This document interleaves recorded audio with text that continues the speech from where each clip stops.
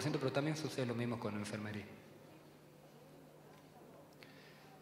Y también creo que es muy interesante, y vamos a profundizar un poco en el rol, no solamente de la formación del médico, sino en el rol de, como mencionaba recién el decano, qué pasa con estos médicos una vez que egresan, si egresan con las capacidades o no para insertarse al trabajo, si egresan y cómo se insertan en un sistema de formación de posgrado, en donde sin lugar a duda el gold standard hoy es la residencia. Ese es el cupo de residentes que financia Nación. Fíjense cómo desde el 2003 hasta ahora se ha ampliado la cobertura de residencias, de las residencias en general. Lo verde es lo que se ha ofrecido, lo violeta es lo que se han cubierto, y lo amarillo es el total de todos los años, ¿no? De R1 hasta R4 jefes de residente. Pasame la próxima.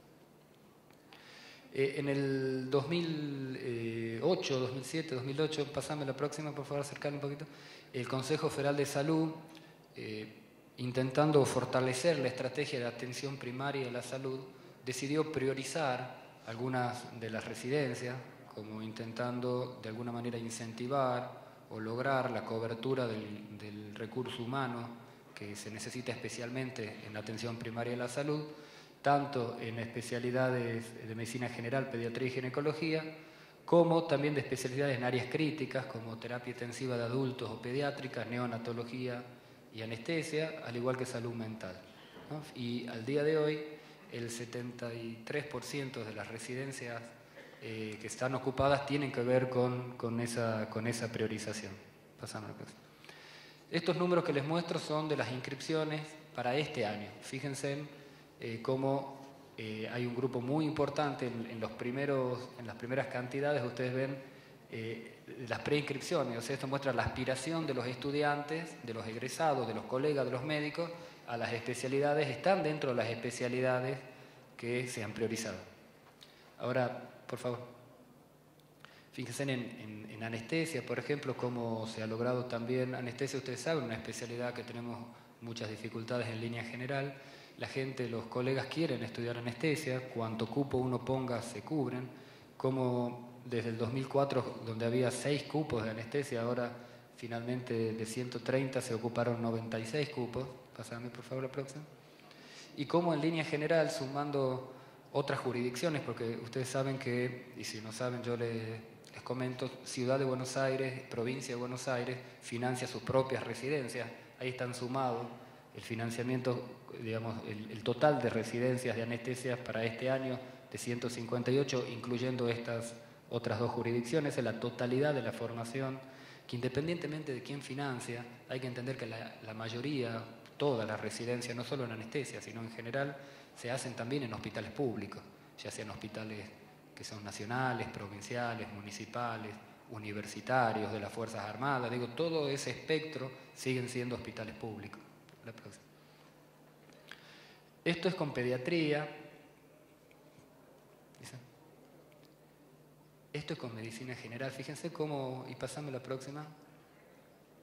Esto es con tocoginecología. Fíjense en cómo el hecho de poner más cupos no garantiza que esos cupos se llenen. Los colegas, de alguna manera, por muchas de estas especialidades no optan por querer hacerla, y creo que es parte de lo que tenemos que debatir, cuáles serían las estrategias. Al parecer no basta solamente con priorizar la residencia y poner cada vez más cupos.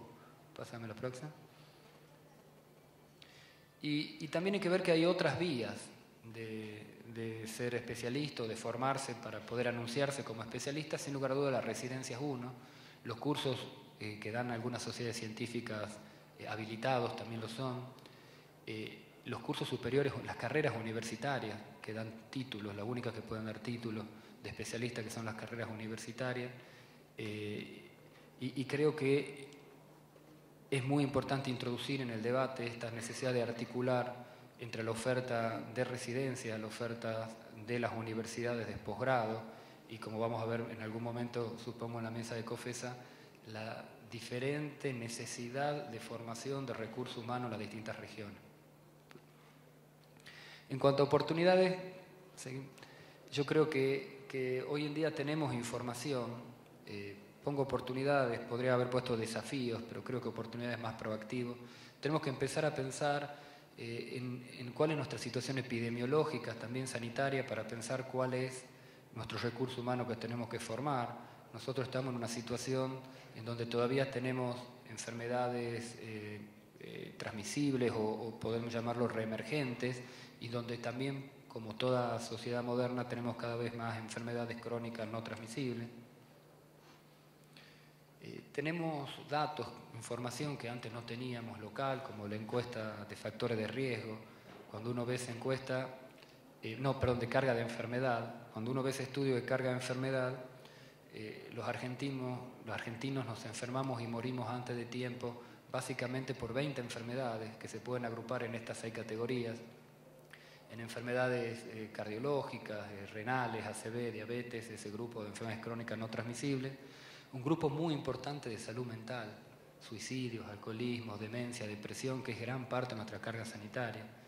El cáncer, especialmente mama, pulmón y colon, enfermedades asociadas al tabaco, enfermedades asociadas al capítulo perinatal, asfixia perinatal, malformaciones congénitas, y adrede septicemia está puesto en ese grupo. Muchas son mujeres en edad joven, en edad fértil. Y un gran capítulo que tiene que ver con los accidentes viales y otras lesiones no intencionales. Yo creo que gran parte de esto uno ve que hay temas que tienen que ver con la conducta del individuo, con la posibilidad real de hacer prevención, promoción, y creo que es un desafío ver en nuestras currículas en qué manera nos estamos formando para poder atender estos enormes desafíos. La próxima. Creo que una oportunidad extraordinaria que tenemos es la creación de estas políticas públicas, continuar con el trabajo articulado entre salud y educación, que ha quedado más que claro manifestado con la exposición de ambos ministros. Vemos una enorme oportunidad de este foro, el poder trabajar en conjunto con las facultades públicas de medicina, de poder acercar las realidades locales, de poder acercar la formación de posgrado, de poder pensar en el pregrado, en la extensión de la carrera, en los tiempos de otorgación de los títulos para que lleguen a tiempo los colegas para poder rendir sus exámenes y empezar a hacer la residencia. Tenemos montones de cosas que poder articular. Yo creo que es bueno decir que tenemos algunos problemas, porque cuando uno piensa que uno es parte de los problemas, uno entiende que uno tiene que ser parte de las soluciones. Y si no lo podemos solucionar entre nosotros, que somos los responsables de las políticas de salud y de las políticas de formación, esto nos atañe a nosotros. Tenemos que tener las capacidades de entender que somos los responsables de solucionar gran parte de estos temas. La próxima. Y por último, entender que, a mi manera de ver, estamos en un momento muy interesante del país donde estamos debatiendo entre los derechos individuales y los derechos colectivos, porque si no, y uno piensa que solamente estamos pensando en el cambio de una currícula, estamos viendo poco.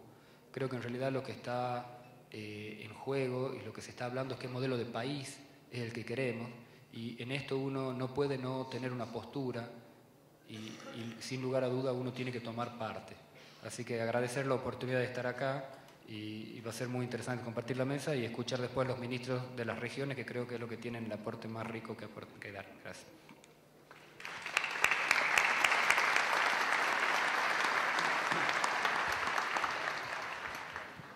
Gracias, doctor Gelli, muy amable.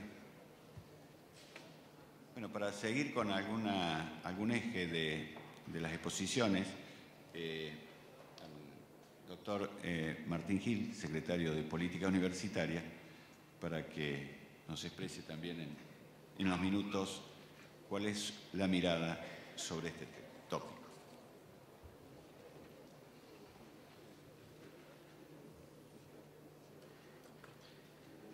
Muchas gracias. Buenos días a todos, a todas. En primer lugar, desde la Secretaría de Políticas Universitarias queremos rescatar el enorme valor de este encuentro, que decanos de las facultades y de las escuelas de medicina del país estén reunidos en este lugar junto a dos ministerios de la Nación, el Ministerio de Educación, el Ministerio de Salud, junto a los señores ministros de las jurisdicciones provinciales, reforzando la idea de constituir un lazo en torno a una agenda común de trabajo, es realmente una buena noticia.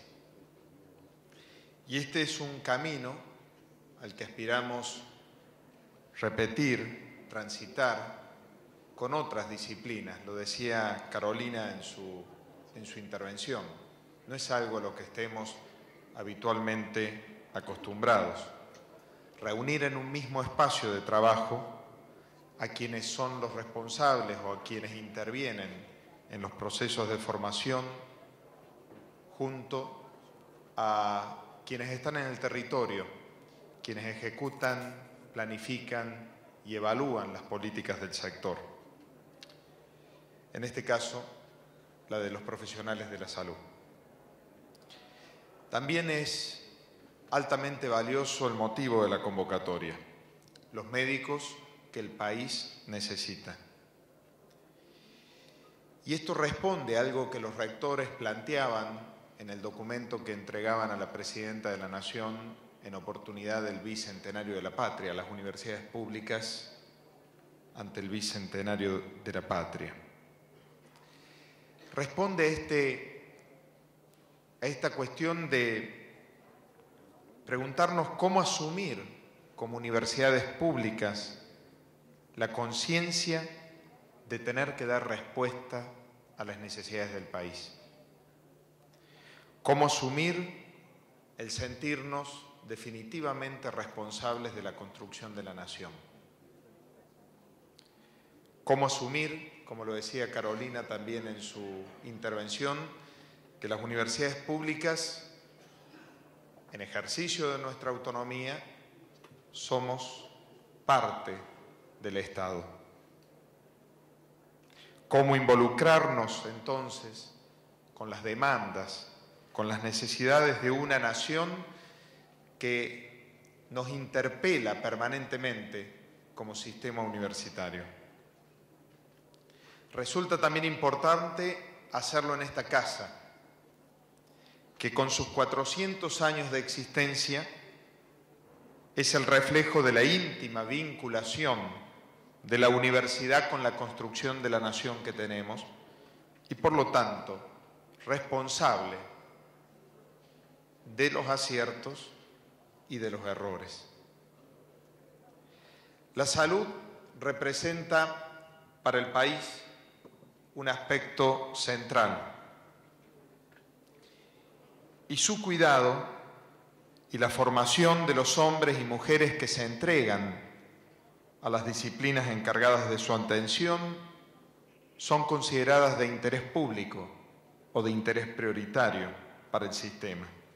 Esto quedó reflejado con la incorporación desde los primeros tiempos de la vigencia del artículo 43 de la Ley de Educación Superior como área disciplinar alcanzada por este carácter o valor de interés público. Y por eso tuvo de parte del Estado Nacional, a partir del Ministerio de Educación, una estrategia diferencial para abordar los programas de calidad de esa enseñanza en el ámbito de la salud. Por eso también creo que estando en marcha programas de mejoramiento de la calidad en áreas de la salud y fundamentalmente en el área de la medicina, también este encuentro